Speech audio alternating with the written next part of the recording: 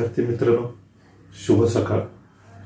आपण ionic इक्विलिब्रियममध्ये pH आणि pH scale हे पाठीमागच्या लेक्चरला आपण पूर्ण केलेलं आहे.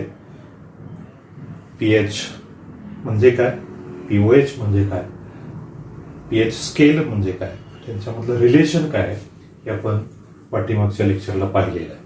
विद्यार्थी मित्रहो, या लेक्चरला आपल्याला नेक्स्ट पॉइंट बघायचा आहे, हायड्रोलिसिस. पॉइंटचं नाव आहे हायड्रोलिसिस. जनरली आपल्याला माहित असलेली डेफिनेशन हायड्रोलिसिसची मी इथं लिहितो. Salt plus water forming acid plus base. ही जी रिएक्शन दिली ती रिएक्शन हायड्रोलिसिसची डेफिनेशन एक्सप्लेन करते. एखाद्या सॉल्टची रिएक्शन जेव्हा पाण्याबरोबर होईल आणि त्याच्यापासून ऍसिड आणि बेस तयार होईल, या रिएक्शनला आपण हायड्रोलिसिस रिएक्शन असं म्हणतो. याच्या उलट जर रिएक्शन आपण लिहिली की ज्या रिएक्शन मध्ये ऍसिड आणि बेस रिएक्ट होतात आणि त्यांच्यापासून सॉल्ट प्लस वॉटर हे तयार होत असतं, तर ही रिएक्शन असते न्यूट्रलायझेशन. या रिएक्शनला म्हणायचं न्यूट्रलायझेशन रिएक्शन. न्यूट्रलायझेशन रिएक्शन का म्हणायचं?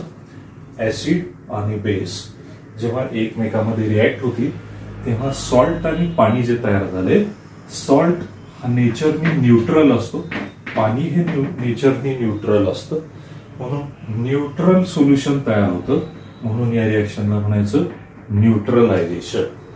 तर न्यूट्रलायझेशनच्या बरोबर विरुद्ध रिएक्शन आहे salt plus water. It forms acid and base. It is called hydrolysis. या रिएक्शनला आपण हायड्रोलिसिस असतो. हायड्रोलिसिस उदाहरण मी घेतलं, मी एक सॉल्ट घेतला NaCl, सोडियम क्लोराईड. याची रिएक्शन पाण्याबरोबर झाली तर मला ऍसिड तयार झालेलं दिसतं HCl. यातला एक क्लोरीन, यातला एक हायड्रोजन, HCl तयार करेल. Na राहिलेला एक ऑक्सिजन, एक हायड्रोजन, हा बेस कोणता तयार करेल? NaOH बेस तयार करेल. ही रिएक्शन आहे हायड्रोलिसिसची. तर याच्या उलट रिएक्शन मी अशी लिहिली यासाठी, HCl म्हणजे ऍसिड हे जर NaOH बरोबर रिएक्ट झालं या बेस बरोबर, तर तयार होईल NaCl प्लस वॉटर H2. यातला Na या क्लोरीन बरोबर NaCl, OH आणि H2O तयार करेल. हे तुम्हाला माहित आहे, ऍसिड आहे, हा बेस आहे, हा सॉल्ट आहे आणि हा वॉटर.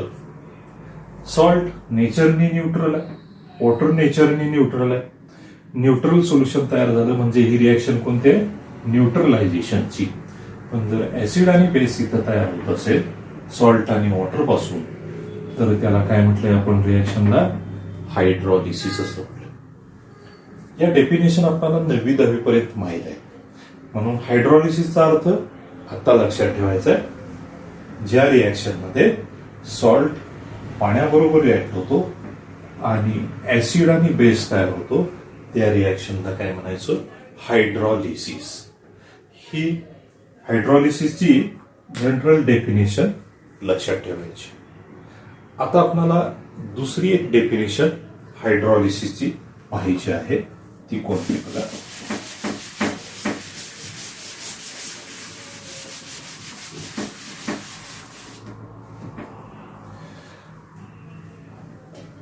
सॉल्ट हे नेचरनी स्ट्रॉंग असतात, हे आपल्याला माहित आहे, डिसोसिएशन मध्ये पाहिले. सॉल्ट हे नेचरनी स्ट्रॉंग असतात. अजून स्ट्रॉंग काय असतं? Strong acid. ही पण कशी असतात? स्ट्रॉंग असतात. स्ट्रॉंग बेसेस असतात, हे पण नेचरनी स्ट्रॉंग असतात. सॉल्ट स्ट्रॉंग आहेत. उदाहरणार्थ NaCl हा सॉल्ट आहे, कॉपर सल्फेट हा सॉल्ट आहे, अमोनियम क्लोराईड हा सॉल्ट आहे. हे नेचरनी कसे आहेत? स्ट्रॉंग आहेत.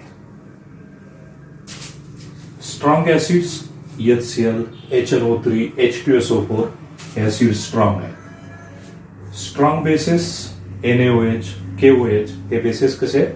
स्ट्रॉंग आहेत. लक्षात ठेवायचं. वीक ऍसिड्स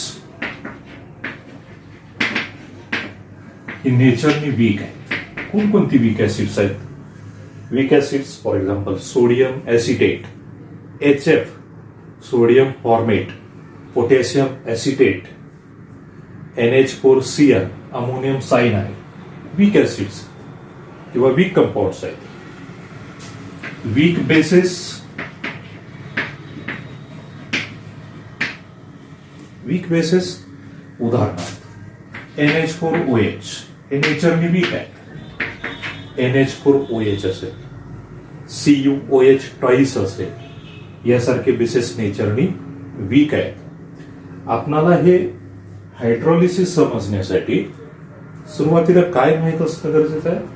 सॉल्ट कुणाला म्हणायचं, स्ट्रॉंग ऍसिड्स काय आहेत, कोणती आहेत, ते नेचरनी कसे आहेत, स्ट्रॉंग बेसेस कोणते आहेत, वीक ऍसिड्स कोणते आहेत, वीक बेसेस कोणते आहेत, ती वीक काय आहेत, कोणकोणती उदाहरणं आहेत त्यांची, हे आपल्याला याच्यामध्ये अगोदर माहीत असणं गरजेचं आहे.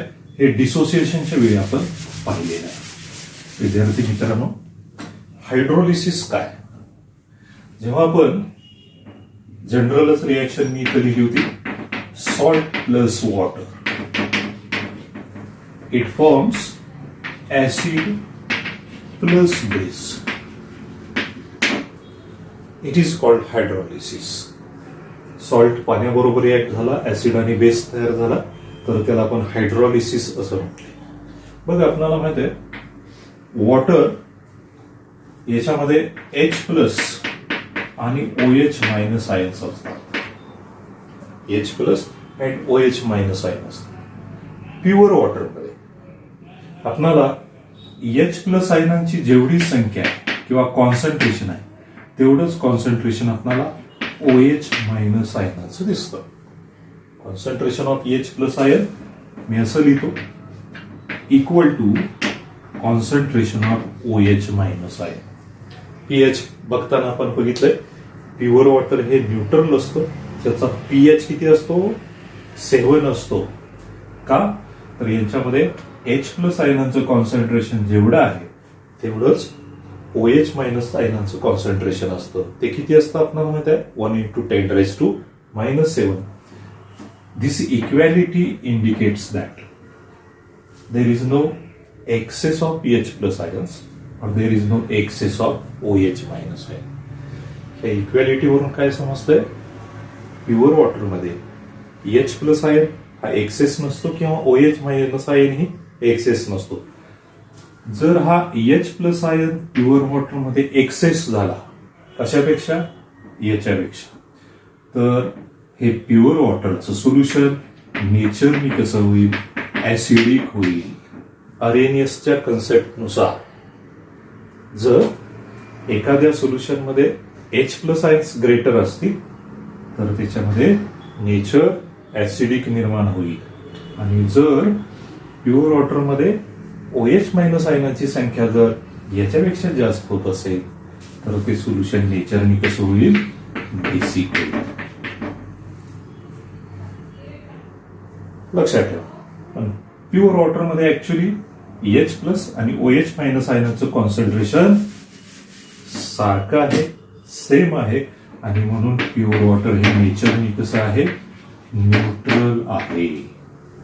लक्षात ठेवा. या प्युअर वॉटर मधल्या या आयनामध्ये जेव्हा आपण एखादा सॉल्ट ऍड करतो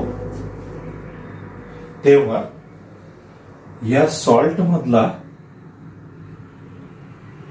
एखादा आयन, उदाहरणार्थ सॉल्ट मी लिहिलं NaCl, हा एक सॉल्ट आहे, सोडियम क्लोराईड. याच्यामध्ये कोणते आयन्स आहेत? Na plus Cl minus. कोणताही सॉल्ट नेचरनी कसा असतो, स्ट्रॉंग असतो. त्यामुळे तो पाण्यात जेव्हा आपण ऍड करतो, डिझॉल्व्ह करतो, तेव्हा त्याचे कम्प्लीट आयन तयार होतात, Na+ आणि Cl मायनस. Na+ आयन याला कटायन म्हणतो, Cl मायनसला अनायन. पॉझिटिव्हली चार्ज कटायन असतो, निगेटिव्हली चार्ज अनायन असतो. हा सॉल्ट समजा पाण्यात आपण ऍड केला तर या सॉल्ट मधल्या एक तर कटायनला किंवा अनायनला या पाण्याबरोबर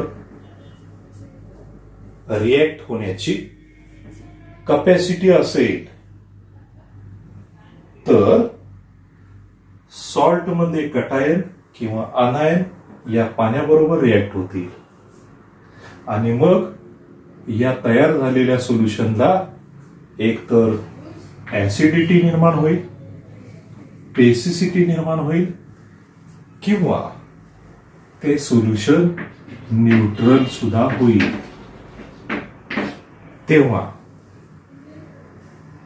या सॉल्टचं हायड्रॉलिसिस झालं असं म्हणायचं.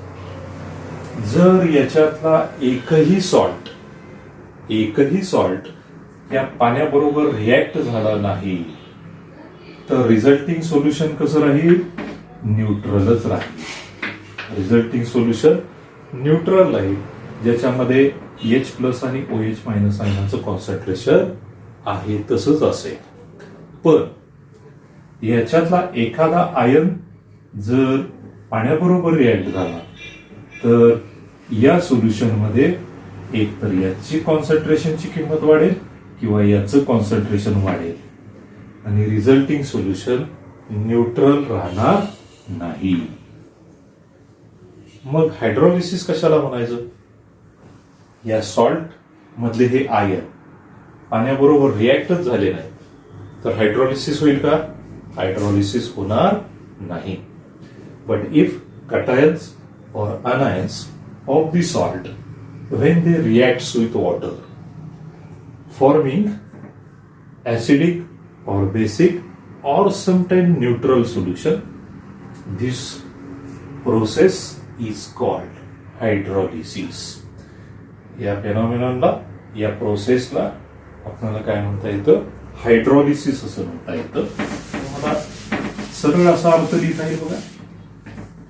when cations or anions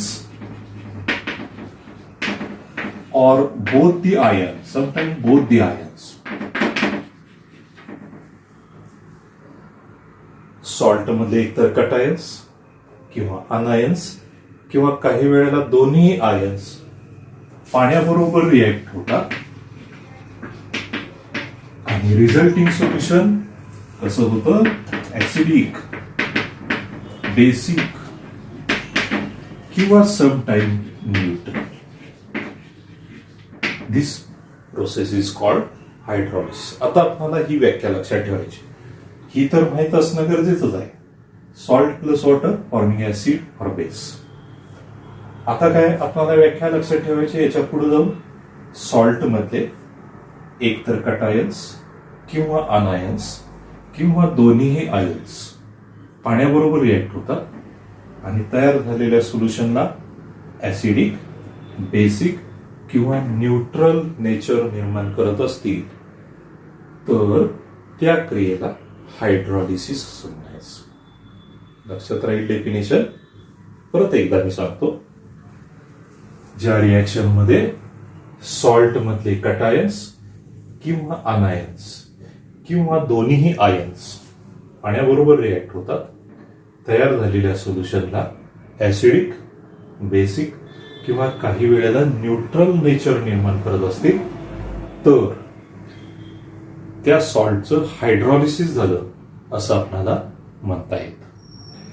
हायड्रॉलिसिसची ही व्याख्या लक्षात ठेवा.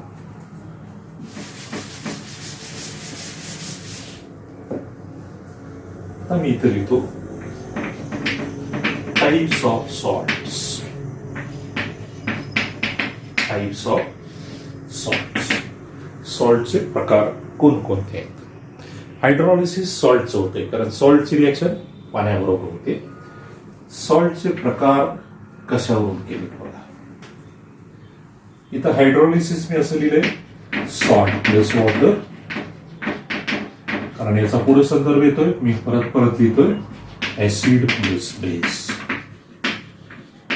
Acid plus base.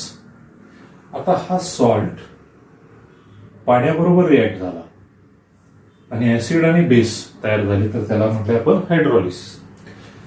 तयार झालेलं ऍसिड किंवा बेस कोणत्या नेचरचा आहे? स्ट्रॉंग नेचरचा आहे का वीक नेचरचा आहे? याच्यावरून सॉल्टचे 4 प्रकार पडतात. किती पडतात प्रकार? 4. काय मी सांगितलं? हायड्रॉलिसिस क्रियेमध्ये सॉल्ट पाण्याबरोबर एक झाल्यानंतर तयार झालेलं ऍसिड स्ट्रॉंग आहे का वीक आहे? बेस स्ट्रॉंग आहे का वीक आहे? म्हणजे यांचं नेचर काय आहे, त्या नेचरवरून सॉल्टचे 4 प्रकार केले. पहिला प्रकार घेतो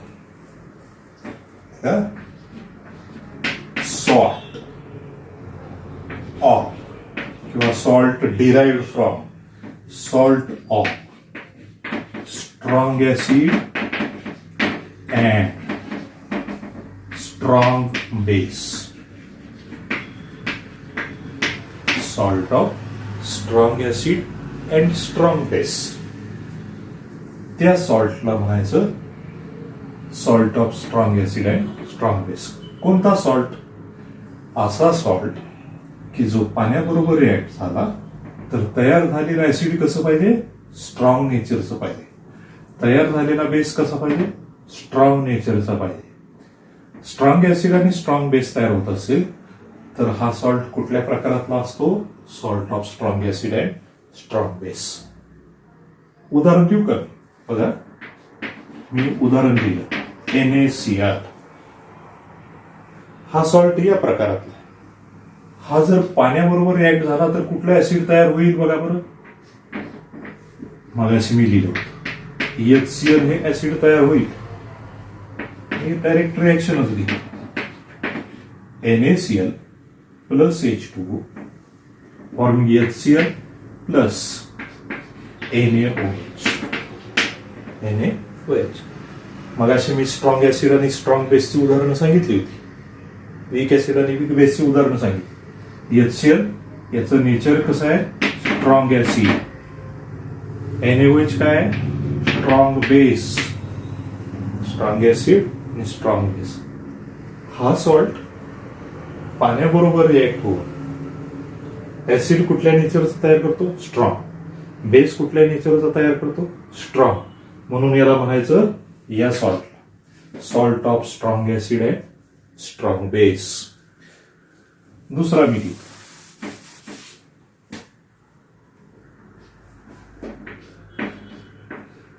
KCl. याची रिॲक्शन पाण्याबरोबर करा. H2O बरोबर काय तयार होईल?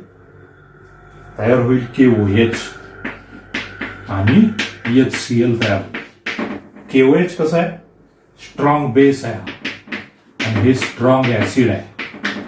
म्हणून KCl हा salt strong base strong acid तयार करतो पाण्याबरोबर. म्हणून त्याला काय म्हणायचं?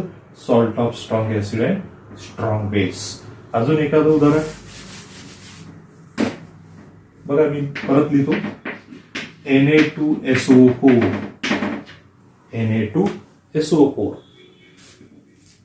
पाण्याबरोबर हा रिॲक्ट झाला तर बेस कोणता तयार होईल? NaOH. ऍसिड कोणतं तयार होईल? H2SO4. दोन्ही कसे? स्ट्रॉंग. म्हणून ह्या सॉल्टचा प्रकार आहे salt of strong acid and strong base. अजून KNO3. KNO3 पाण्याबरोबर रिॲक्ट झाला हा सॉल्ट. KOH तयार होईल strong base. HNO3 strong acid. असे अजून कितीतरी सॉल्ट सांगता येतील. Salt of strong acid and strong base. त्या सॉल्टनी हे तयार केलं पाहिजे पाण्याबरोबर. पहिला प्रकार समजला असेल. दुसरा salt of strong acid and weak base. Strong acid and weak base.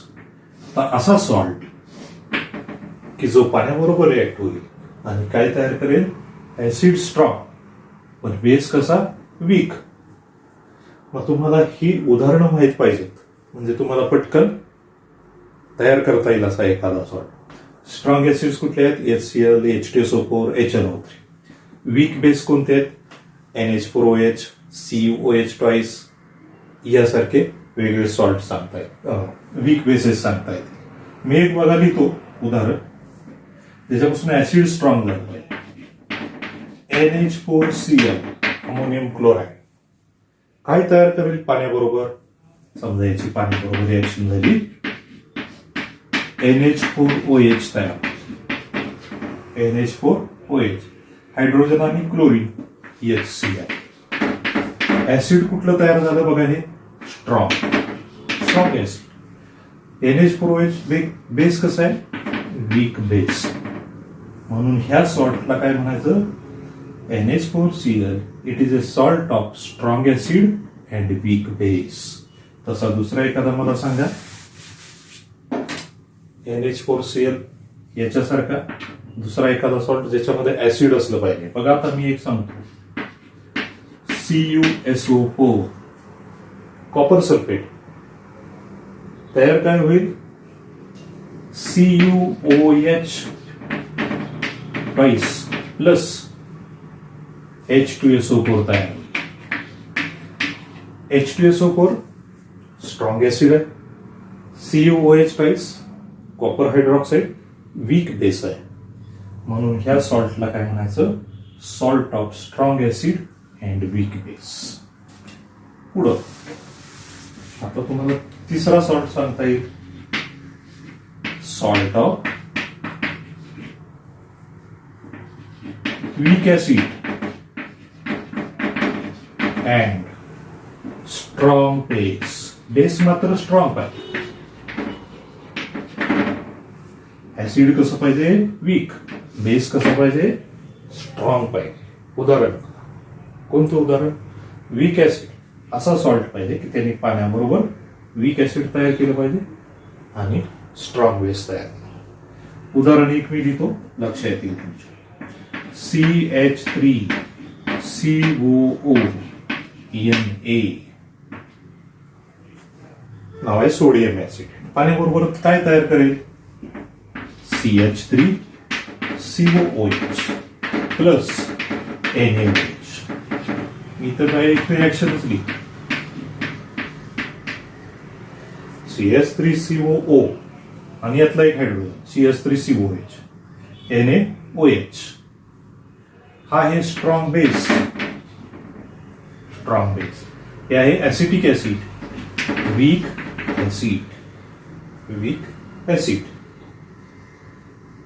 हा सॉल्ट पाण्याबरोबर वीक ऍसिड तयार करतो आणि स्ट्रॉंग बेस तयार करतो.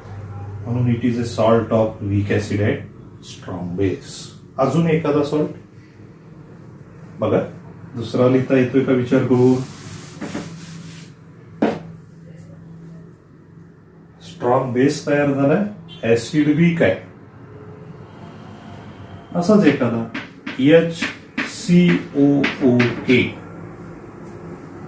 पोटॅशियम फॉर्मेट HCOOH तयार काय होईल, HCOOH plus KOH strong base आहे, फॉर्मिक ऍसिड हे वीक ऍसिड आहे, HCOOK. अजून तुम्हाला माहित असलेला सॉल्ट बघा, Na2CO3. इथं वरती लिहितो मी, Na2CO3. NaOH तयार होईल, तो स्ट्रॉंग बेस आहे आणि ऍसिड तयार होईल H2CO3. कार्बोनिक ऍसिड याला म्हटलं तर वीक ऍसिड आहे. म्हणून sodium acetate, potassium format, sodium carbonate हे सॉल्ट या प्रकारात येतात, कारण ते पाण्याबरोबर रिॲक्ट झाल्यानंतर काय तयार करतात, वीक नेचरचा ऍसिड आणि स्ट्रॉंग नेचरचा बेस तयार करतात. 3 समजले असतील. आता चौथा एक प्रकार आहे, शेवटचा, salt of weak acid and weak base.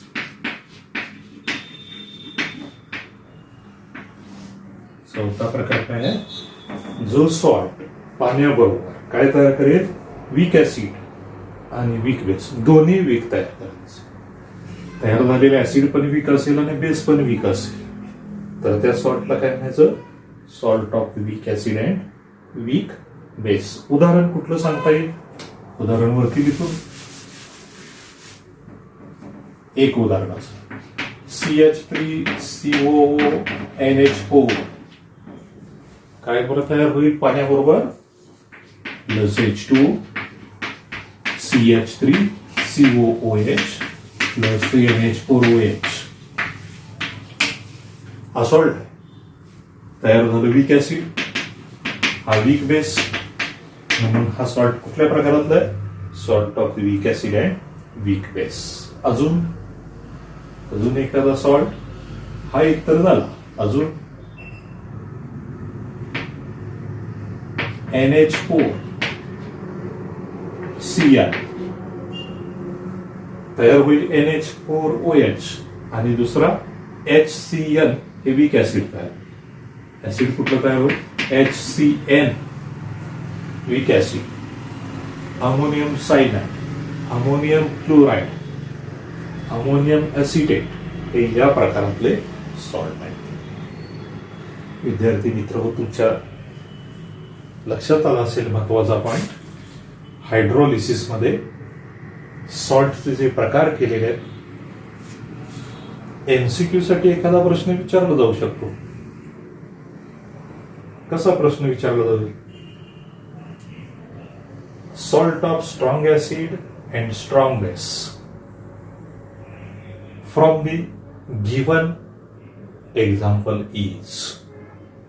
दिलेल्या एक्झाम्पल मधून या प्रकारातला सॉल्ट कोणता असेल, यातलं एक उदाहरण दिलं असेल तर यातला तुम्हाला काय करावं लागेल, निवडावं लागेल, योग्य निवडावं लागेल.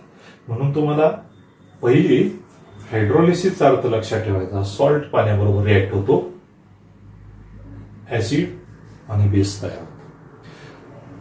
हा सॉल्ट पाण्याबरोबर रिॲक्ट झाल्यानंतर कुठल्या नेचरचा ऍसिड तयार करतोय, कुठल्या नेचरचा बेस तयार करतो.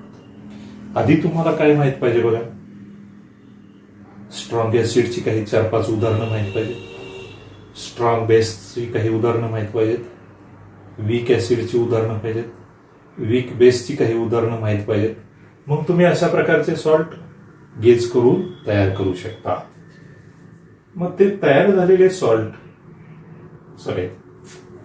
ऍसिड आणि बेस कोणत्या नेचरचे आहेत बघायचं, आणि तो सॉल्ट ठरवायचा कुठल्या प्रकारात येईल.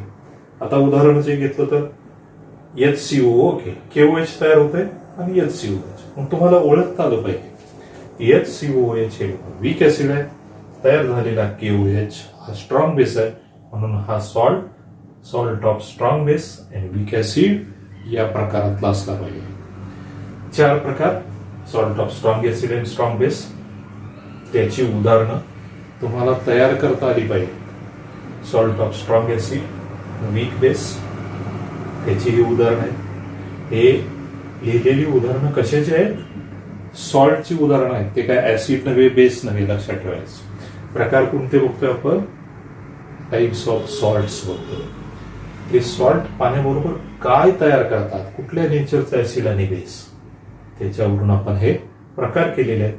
ते प्रकार तुमच्या पुस्तकामध्ये व्यवस्थित दिलेले आहेत, आणि त्या सॉल्टचा उदाहरणार्थ एखादा प्रकार घ्या. घरी गेल्यानंतर तुम्ही बघायचं आहे NH4Cl हा कोणत्या प्रकारात सॉल्ट येतोय, हाच प्रकार का, याच्यापासून कुठला ऍसिड तयार होतोय, कुठला बेस तयार होतोय, त्याचं नेचर काय आहे, याच्यावर विचार करा. म्हणजे हे 4 प्रकार तुमच्या लक्षात राहतील. आता हे एमसीक्यूच्या दृष्टीने महत्वाचे आहेत, आणि पुढे हायड्रोलिसिसचा कन्सेप्ट समजण्यासाठी महत्वाचे आहेत. म्हणून हे प्रकार लक्षात ठेवावे लागतील. आता बघा,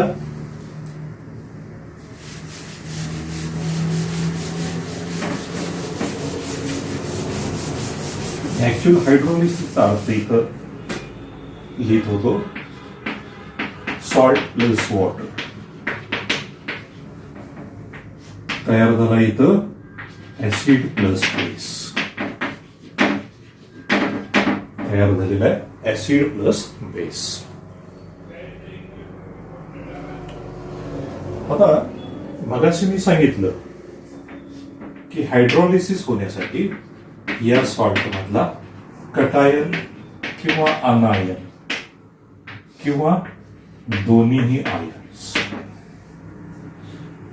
हायड्रोलिसिसची व्याख्या काय बघितली आपण? हायड्रोलिसिस होण्यासाठी सॉल्ट मधला एकतर कटायन किंवा अनायन किंवा दोन्हीही आयन पाण्याबरोबर रिॲक्ट व्हायला पाहिजेत आणि मग रिझल्टिंग सोल्युशन म्हणजे तयार झालेलं सोल्युशन एकतर ऍसिडिक नेचरचं किंवा बेसिक नेचरचं किंवा न्यूट्रल नेचरचं तयार होत असेल तर त्याला आपण हायड्रोलिसिस असं म्हटलंय.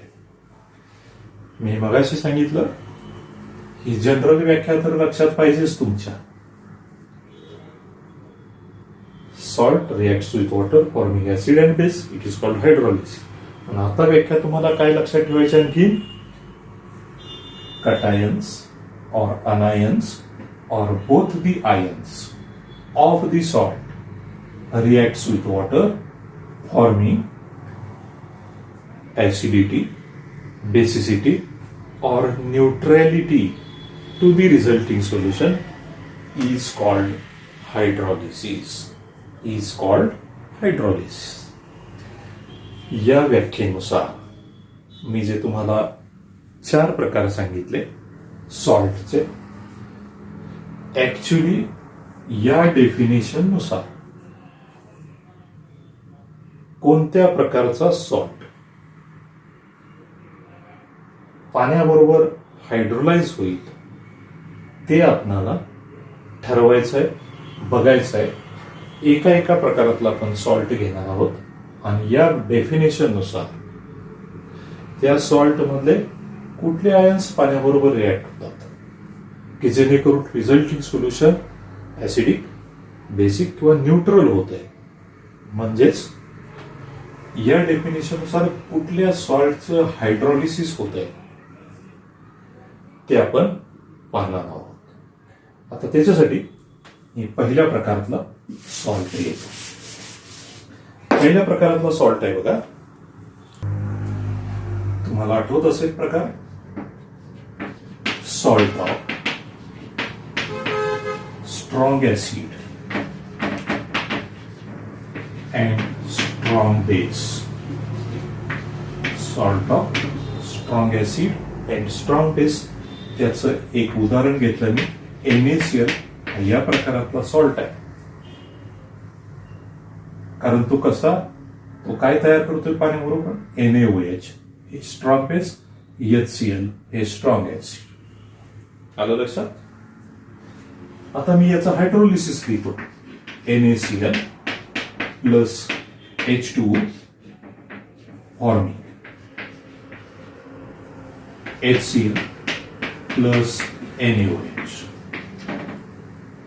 आता बघा हा सॉल्ट आहे, हे स्ट्रॉंग ऍसिड आहे आणि हा स्ट्रॉंग बेस आहे. Strong base. विद्यार्थी मित्रो, डिसोसिएशन बघताना किंवा आयोनायझेशन बघताना लिहिले आपण सॉल्ट, स्ट्रॉंग ऍसिड आणि स्ट्रॉंग बेसेस हे पाण्यामध्ये कम्प्लिटली आयोनाइज होतात, आयन्स तयार करतात.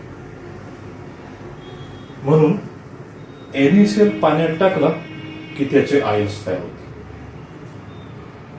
NaCl अनआयोनाइज्ड स्थितीमध्ये कुठलाही राहणार नाही, तसाच HCl तसाच NaOH. पण मात्र वीक ऍसिड आणि वीक बेस पूर्णपणे आयोनाइज होत नाहीत, हे तुम्हाला माहिती आहे. आयनिक रिॲक्शन याची म्हणजे याची आयनिक फॉर्म मध्ये हा समजा पाण्यात ऍड केलाय तर कोणते आयन तयार करतो? Na plus plus Cl minus plus H2. H2 कसा आहे? फिबली डिसोसिएटिव्ह, वीक आहे पाणी, म्हणून त्याचे आयन्स मी लिहित नाही. स्ट्रॉंग ऍसिड पूर्ण आयन काय H plus plus Cl minus. NaOH strong आहे म्हणून याचे पूर्ण आयन्स लिहिले, कम्प्लीट आयोनायझेशन झाले. अशी आयनिक फॉर्म मध्ये आयनच्या स्वरूपामध्ये हीच रिॲक्शन मी लिहिलेली आहे. कॉमन आयन याच्यातले दोन्हीकडचे कॅन्सल केले मी. इकडं Cl आहे, इकडं Cl आहे, इकडं Na प्लस आहे, इकडं Na प्लस आहे. आता मी उरलेली रिॲक्शन लिहिली H2O H plus plus OH minus. ही जर तुम्ही रिॲक्शन बघितली तर पाणी तसंच आहे. पाण्याबरोबर या रिॲक्शन मध्ये पाण्याबरोबर हा आयन रिॲक्ट झालाय का? नाही. हा आयन रिॲक्ट झालाय का? नाही. पाण्याबरोबर कटायन सुद्धा रिॲक्ट होत नाही, अनायन सुद्धा रिॲक्ट होत नाही. आणि व्याख्या काय दिली आपण? हायड्रॉलिसिस कशाला म्हणायचं? सॉल्ट मधला कटायन किंवा अनायन किंवा दोन्ही आयन पाण्याबरोबर रिॲक्ट झाले पाहिजेत. इथं तर कुठलाच आयन रिॲक्ट होत नाही. व्याख्येमध्ये दुसऱ्या पार्टमध्ये व्याख्येमध्ये असं म्हटलंय, तयार झालेलं सोल्युशन ऍसिडिक पाहिजे, न्यूट्रल पाहिजे किंवा बेसिक पाहिजे. या सोल्युशन मध्ये H प्लस आयन्स आहेत आणि OH मायनस आहेत. दोन्हीची संख्या कॉन्सन्ट्रेशन सारखं आहे म्हणून रिझल्टिंग सोल्युशन न्यूट्रल असेल. ऍसिडिक पण नसेल आणि बेसिक पण नसेल. म्हणजे रिॲक्टंट आणि प्रॉडक्ट या रिॲक्शन मध्ये सारखेच आहेत. रिॲक्शन मध्ये काही बदल झालेला नाही. म्हणून सॉल्टची पाण्याबरोबर रिॲक्शनच झाली नाही, कारण कुठलाच आयन पाण्याबरोबर रिॲक्ट झाला नाही.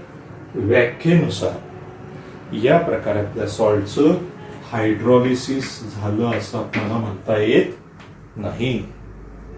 कारण व्याख्या दिली सॉल्ट मधला कटायन्स किंवा अनायन पाण्याबरोबर रिॲक्ट झाला पाहिजे, पण या रिझल्टिंग रिॲक्शन मध्ये कोणताच आयन पाण्याबरोबर रिॲक्ट झालेला नाही.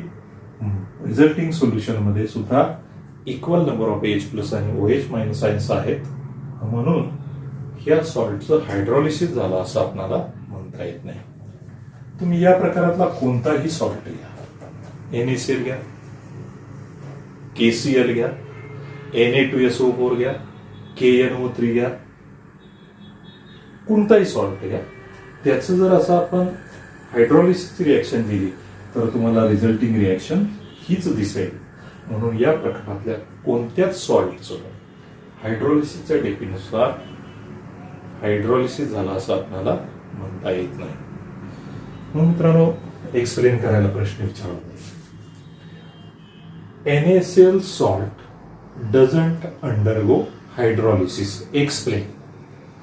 मग तुम्हाला या रिॲक्शन घेऊन, आयोनिक रिॲक्शन घेऊन, रिझल्टिंग रिॲक्शन घेऊन, त्याच्या व्याख्येचा आधार घेऊन हायड्रॉलिसिसच्या NaCl का हायड्रोलाइज होत नाही याचं एक्सप्लेनेशन लिहावं लागेल. आणि अशा प्रकारातला आता NaCl विचारला, तुम्हाला असा विचार देईल NH4NO3 ammonium nitrate salt NH4NO3 it doesn't undergoes hydrolysis. Explain. हेच एक्सप्लेनेशन तुम्हाला लिहायचं आहे. इथं NaCl च्या ऐवजी अमोनियम नायट्रेटची पाण्याबरोबर रिॲक्शन होऊन HNO3 NH4 सॉरी KNO3 पाण्याबरोबर याची रिॲक्शन केली तर इथं तयार होईल HNO3 स्ट्रॉंग बेस तयार होईल KOH. अशीच रिॲक्शन येईल रिझल्टिंग, म्हणून तोही सॉल्ट हायड्रोलाइज होणार नाही. कोणताही सॉल्ट घ्या या प्रकारात त्याचं हायड्रोलाइज होणार नाही. एकाचं एक्सप्लेनेशन तुम्हाला कळालं असेल तर बाकीच्या सॉल्टचं एक्सप्लेनेशन तुम्हाला लिहिता येतं. So this is one of the example of the salt of strong acid and strong base. Whether it undergoes hydrolysis or not, you have to decide from this ionic reaction. मित्रांनो, दुसऱ्या प्रकारचे salt hydrolyse होतात का नाही ते आपल्याला next लेक्चरला बघायचं आहे. आज काय काय तुम्हाला समरी लक्षात ठेवावी लागेल. हायड्रोलिसिस न्यूट्रलायझेशन यांच्यामधला अर्थ, हायड्रोलिसिसचा ऍक्च्युअल अर्थ, टाइप्स ऑफ सॉल्ट्स कोणते आहेत, आणि पहिला प्रकार बघितला हायड्रोलिसिसच्या डेफिनेशननुसार याचं हायड्रोलिसिस होते का नाही ते. नेक्स्ट लेक्चरला आपण काय करणार आहोत, नेक्स्ट प्रकारातले सॉल्ट हायड्रोलाइज होतात का नाही ते आपल्याला बघायचे आहेत. ते आपण नेक्स्ट लेक्चरला बघूया. आय थिंक हा भाग तुम्हाला समजला असेल, नसेल तर पुस्तकामध्ये बघा, परत समजत नसेल तर मला फोन करून विचारलं तरी चालेल, किंवा जेव्हा ऑफलाईन होईल तेव्हा विचारलं तरी चालेल. ठीक आहे मित्रांनो, मी इथंच थांबतोय. थँक्यू.